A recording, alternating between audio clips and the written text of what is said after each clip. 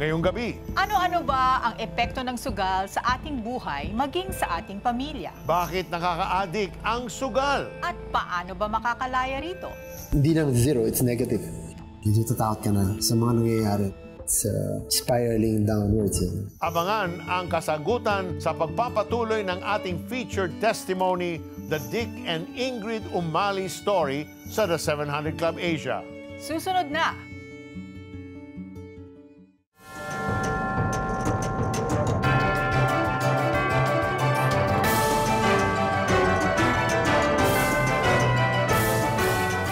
Welcome to the 700 Club Asia. Sugal. Ilan sa ating mga kababayan ay nahuhumaling sa mahjong, tongits, Caracruz, online betting, casino o sabong. Naku, napakatotoo niyan at talamak sa ating lipunan. Sa una, katuwaan lang. Laro-laro hanggang sa mauwi yun sa bisyo at adiksyon. Si Dick sa ating kwento ay nagsimula sa sabong hanggang mapunta sa kasino nang lumala ang bisyo. Panuuri natin ang pagpapatuloy ng kanyang salaysay. Nagsimula bilang libangan, pero katagalan, nalulong si Dick sa bisyo at nagpalipat-lipat na sa iba't ibang pasugalan. Lagi mo kalaban, it's yourself, your greed. Even 100,000 a day was not enough. Sa lipat ng kulang, hindi ka uuwi ng hindi malaki. If you win, you're happy. Ngunit ang lahat ay may hangganan. Sa bawat pagtaya, nakaambang din ang masakit na pagkatalo hanggang naubos na ang sarili niyang pera at mabaon sa milyon-milyong utang. May mga bets akong imposible na matalo. Pero sabi ko, the dead shield. Mas maloob mo. Gusto mo balikan, sunod na araw. Gusto mo recover. Alam nila, sa magsugal. So, dito sila, I can pay them back. So, pinapautang nila ako, but I have to leave my card. Around, siguro, the most is 200,000. Pero malaki yung tubo nun, every day. So, hindi mo rin pwede patagalin. Pag hindi mo na mga isang buwan yun, hindi mo na makukuha yan. Isa doble na eh. Minsan talaga wala akong sakit umuwi. Malaking sugal ulit ang tinayaan ni Dick lang tuluyang maibenta at maisanla ang kanilang mga naipundar. Yung title nito sa isang kaibigan ko, 6 million. So, that time, yung bahay namin sa tagiging sa akin namin, mga dalawa. Wala lahat din. We had this from other people. Hindi lang zero, it's negative. Hindi tatakot ka na sa mga nangyayari sa spiraling downwards. Lahat ng gusto pagbagsak, sa pagkawala ng lahat. Wow, what may have started out as something, just to pass the time has become enslaving. It will take you deeper than you want to go, longer than you want to stay. Talagang it becomes a snare and you just find yourself trapped. Yeah, parang padilim ng padilim, di ba? Yung paligid mo, parang wala ka ng options, naiipit ka. Peter, nagsugal ka rin ba dati? No, that's not one of my vices. But I entered the casino accompanying a friend and I just played slots. Siguro I lost mga 300 or 400 pesos. Iba yung mga vices ko, Felicie.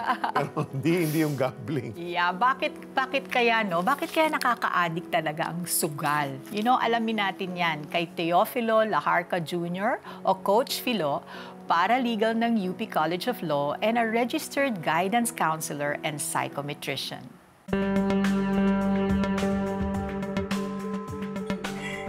Usually, ang rason ay financial, pero deep inside is kasi may relationship ka dun sa pera kaysa sa tao. Siyempre, malaking pera ang gusto mo hanapin. Ayaw mo naman mapagod at sa hirap ng buhay, ang hirap kumita, gusto mo yung quick way of earning. Malakas na psychological issue yung pagbabaka sakali. It's a relative form of hope. Pero in a negative way. Kung iaasa mo sa tsamba, iaasa mo sa baka sakali, sana all nananalo. When you have a mentality na, sige, habulin ang pera, doon ka nakukuha. Maraming mayaman ang nagsusugal. Kasi can afford. Hindi naman sila tumataya para lumaki pa yung pera nila. Tumataya nila para yung thrill. May thrill ang pagsusugal. Yung pera, secondary na lang yon. Pero yung maramdamang panalo ka, yun yung pinakamasarap na parte ng sugal. The thing is, kaya ka naman sumasalang sa ganoong uri ng lifestyle, kasi siguro, pakiramdam mo, Parang in a way, malas mo sa ibang mga parte ng buhay mo. Relationship, career. Chances are, kaya ka nalulong sa sugal kasi doon ka nakakakuha ng satisfaction sa boring mong buhay. O kaya doon sa marami kang conflicting na nangyayari sa buhay mo, doon ka lang nakakakuha ng thrill. Nagiging substitute siya doon sa kung ano yung masarap na pakiramdam. A person who has many ego problems or insecurities, sila yung madaling malulong sa ganito. Wow. Alam mo, Peter... You're so far. Oo nga eh. Alam mo, yung gambling, it stimulates that reward system in our thinking, you know, na I might be able to get more, diba? Correct. Parang ganon. But also gambling so that you will experience a temporary joy. Yes. It's such a costly thing. I mean, diba? Because it can literally destroy one's life Trap. if you're not careful.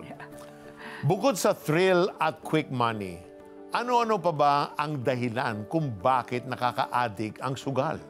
Joining us here again are husband and wife Dick and Ingrid Umali. Welcome to the 700 Club Asia, Dick and Ingrid. Ayan. So, Dick, yesterday sinabi mo na pag natatalo ka, ang intensyon mo, ang desire mo is makabawi. So ngayon, ang laki na yung losses mo, 2 kotse na yan, and plus other things pa, and then you bumuha ka ng paraan to look for money so you can make bawi. Di mo ba inisip, no, lahat nito, ang laki ng halaga, I'm just gonna leave it to chance? No, Peter, kasi this is something I realized lang later on in my life. No? When you're enslaved to sin, you don't think. It makes you do bad decisions one after the other. Oh, parang doon ka sa path na yun. Yes. Nakatrap ka doon sa... It's like a hole that's getting deeper and deeper, and all the decisions you make, it makes it worse. So it's like no logic to it na. Oh, it doesn't make sense at all. Yeah. At hindi mo na iniisip yung consequences. Yes. Can I make an analogy? It's like in womanizing. Even if you are married, still this married men go to malls. Yes. With the it's like that. Yeah. They don't think. Yeah. Somebody can see them or Right. So it's the same Parang thing. malaking blind spot. Wala, you're blinded. Oo. You're blinded. Yeah. Siguro that's Grabe. Peter, kahapon, di ba, we said that we would find out from Ingrid, no, yung naging response mo dun sa mga losses na na-experience niyo because of the gambling. So, paano mo hinarap yung mga consequences na ito? Nung umpisa, I'm trying my best to understand and Kasi you are by nature matimpiin. and pray about it. Pero eventually, dumating din ako sa point na sobrang nag-worry na rin ako, syempre, for the future of my children. Yes. So I'm asking him if I can work or I can do something about our situation. But ayaw niya Paraan. Oo. Ayaw niya akong mag-work ever since. Yeah. So, pinipilit talaga niya. Nakikita ko naman na pinipilit niya, pero I'm telling him and explaining to him na mali yung ways mo, pero he doesn't see it. As meron din time na I suggested for him to go to a rehab. And noong time na yun, medyo nagalit. Address. Yan, medyo na-offend siya. Because I see it as an addiction ever since. I know he wanted to change, but he can't. Okay. I know he wanted to change, but he could not on his own. Yun ang sinasabi ni Dick na you're on that path, hindi ka na, you're not thinking straight anymore. You're enslaved by it. Yeah.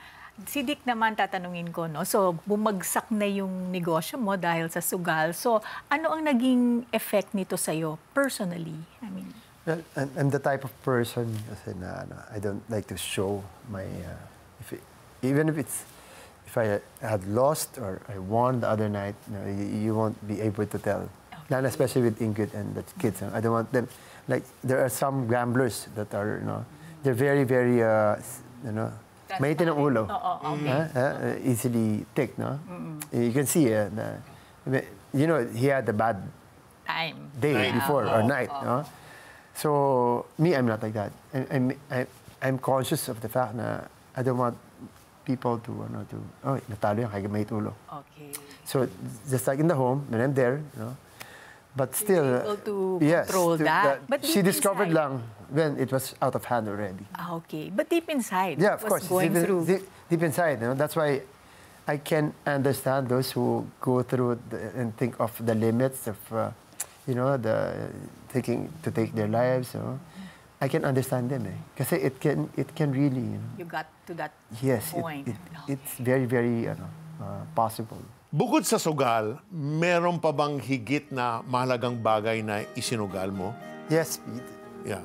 Yes, Peter, meron. Pero before you answer that, stop muna kita. Paano kaya naapektuhan ang kanyang pamilya? Abangan ang kasagutan sa pagpapatuloy ng ating featured testimony, The Dick Umali Story, sa The 700 Club Asia. Susunod na!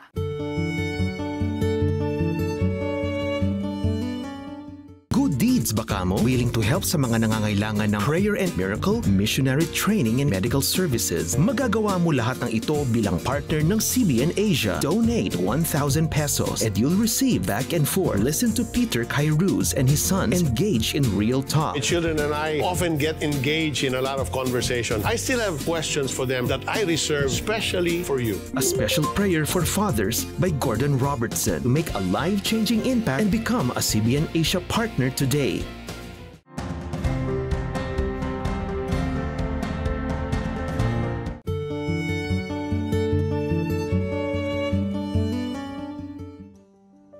Eh di nung magising na nga kami, nag-intay na kami ng akala ko hindi lalaki. Maya-maya malaki na, utay-utay ng nalaki. Andun na ang tubig, Eh yung anak kong isang babae, naglangoy na, naghanap na ng bangka. Nagpa-rescue na kami. Ang bilis ng tubig. Basta dito na. Sabi ko, papapalaki na ang tubig. Di ako nagpahati din sa pamangkin ko. Yung iba namin ng gamit na itaas niya, yung ibang naano. Matapos ang hindi inaasahang buhos ng ulan na dala ng bagyong Aghon, nalubog ng baha ang Mauban, Quezon. May mga nanganib ang buhay, kagaya ng 68 anyos na si Mirna, na kinailangang wasakin ang dingding sa may bubong, makaligtas lamang sa mabilis na pagtaas ng baha. Kasi kinakabahan nga ako, gawa ng sabi ko hindi naman umaabot ng ganyang kataas ang tubig. Yun lang nangyari uli. Binotas ng aking manugang mga apo ko para kami makadaan doon sa butas, papunta doon sa bangka. Samantala, nasugatan naman ng 82 anyos na si LV habang sinusubukang isalba ang mga natirang gamit na inanod ng baha. Kinabukasan, ako nagkuaano ng mga kahoy. Bigla naman nasunod ang kamay ko. Sabi ko yan, yung sakit na. Nahigita ka ako pumunta ng ospital. Ang bigay lang sa akin sa center ay Apinamic. Pero yung iba ay binili. Nakabili ho kayo? Ilan ho nabili nyo? Ang nabili ko lang po ay 5. Ang nakalagay po sa reseta ay 14. Walang regular na trabaho si LV at ang asawa at umaasa sa suporta ng mga kamag-anak. Dahil sa mabilis at di inaasahang pagtaas ng tubig baha, marami sa kanila ang hindi na nakapagsalba ng mga gamit at mga supply ng pagkain. Kaya nagpunta ang Operation Blessing para abutin ang mga mahigit 300 pamilya, kasama sina Mirna at LV.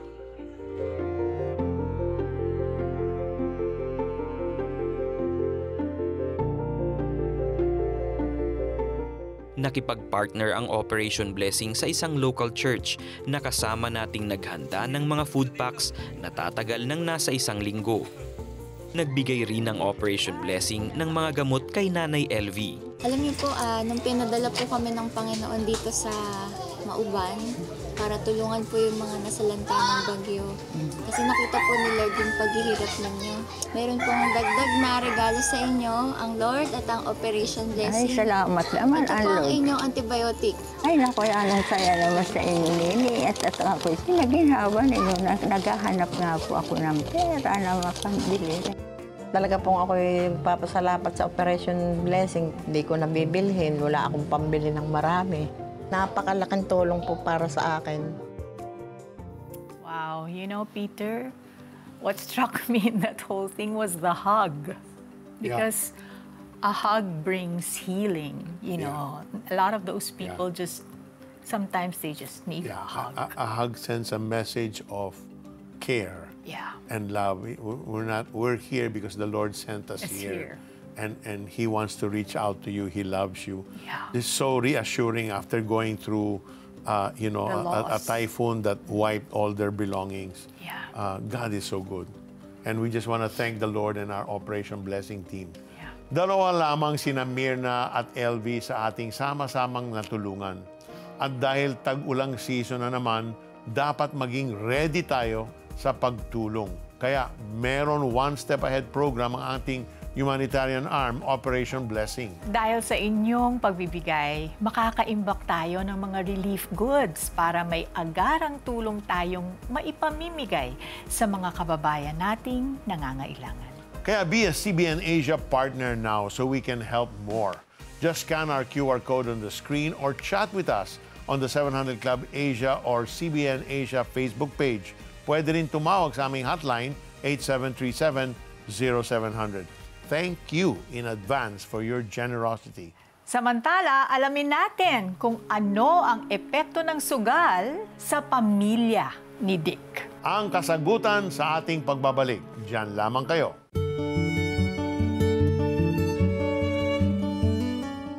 Magdodonate ako sa CBN Asia. Oh, bait naman. Sige. Type mo cbnasia.com/give. cbnasia.com/give. Yan. Okay pa. Oh, kaya mo na yan. Madali na yan. Ikaw na. Tulungan niyo po. Ang dami pong itatype eh. Tapos 4 lang yung daliri ko. Tapos ang dami pang hihinging details. Iba na eh. Ay, iba na. Iba na po.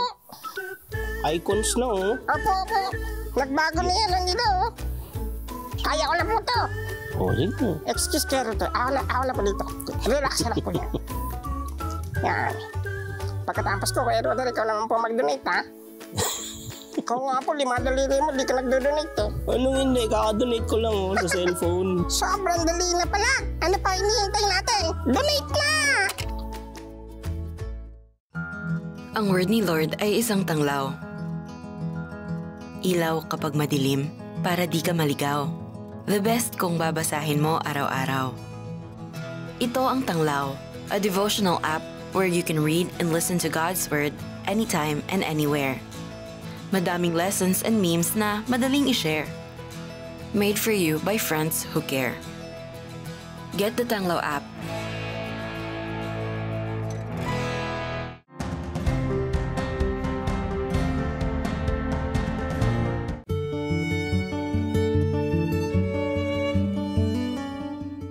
Kanina, napanood natin kung paano nalulong sa sugal si Dick. Paano kaya naapektuhan ang kanyang pamilya? Alamin natin sa pagpapatuloy ng kanyang kwento. Lahat ng gusto pagbagsak, sa pagkawala ng lahat. Ngunit hindi lamang pera ang nakataya sa bawat minuto ng kanyang pagsusugal, kundi maging ang relasyon nilang mag-asawa at kinabukasan ng kanilang mga anak. Na-apektuhan ako kasi yung family ko talaga, yung marriage namin is talagang kasabay na niya na nasisira. Alam niya eh, kasi the bills are piling up. Doon niya na naramdaman yung impact, pag natatalo. Ay, yung anak namin, hindi namin involved. Hindi daw din naman namin. Kasi hindi naman sila kasali rito. Wala naman silang magagawa eh.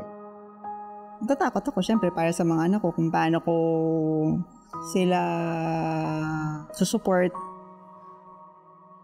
Yung reputation mo sa gambler, no? Hindi mo pwede tago yan sa mga tao. Eventually, the friends of your wife, friends of your children will know about it. Yun ang pinakamasakit na nakarating na sa akin na talagang wala na, wasak ka na. Yung family mo naapektuhan na with this reputation of yours. Oh, anak. That's good, ah. Daddy, pwede po ba Oh, yes, sure. Totoo po ba nagsusugal ka? When my children asked me if I was gambling, I said that, but somebody knows. It was a wake-up call. Yung confidence mo nawawala, na you're lost, what to do. Parang wala na pag-asa sa politics. Sa business naman, wala pang malinaw na prospect. If you're the leader, you cannot show them that they're helpless or hopeless. Kasi pati sila, mapektuhan. It's your fault. Dapat isip po, how do we go forward? Pinag-pray ko rin yun if kailangan talaga niya ma-experience yung brokenness. Na kung talaga yun yung gagawin ni Lord para magising siya sa reality na tama na.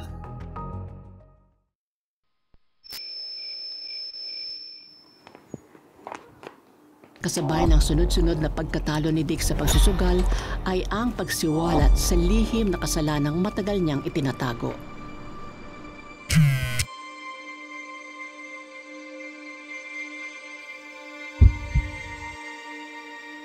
Anong matinding kasalanan ang itinago ni Dick kay Ingrid? Paano niya iyon tatanggapin? Malalaman natin yan bukas sa pagpapatuloy ng ating kwento sa linggong ito. Oh my.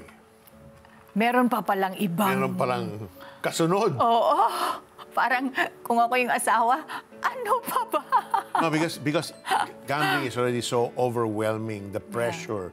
And the other consequences surrounding gambling. So, parang how much can a person take? You need to ask that question. Yeah, and also maybe what other unwise decisions are being made because it's just sort of like a domino effect. Tama. No? Sa pagsusugal, merong panahon na panalo at may panahong talo. Ano kaya ang epekto ng sugal sa ating pamilya? Heto ang paliwanag ni Coach Philo. In the US, ang pinakamataas na suicide rate is among gamblers. Dahil nakaka-depress yung biglang bagsak ang iyong ego, biglang bagsak yung pagkatao mo. That's why families, huwag niyong kukonsintihin. Dahil ang landas ng pagsusugal ay papunta sa kawalan ng halaga. Paano suportahan? Take them to other positive things like give them a chance to work in a place na pwede nilang ma-develop yung interest. Kung ang sitwasyon ay hindi mo mapigilan ni asawa mo at talagang talon-talo ka niya, wala kang kapangyarihan, wala kang powers para mabago siya, talagang kailangan iparehab yun. Alam mo, maabot na sa hindi tama at hindi na makataruan or it's already getting criminal, you can actually get that rehab.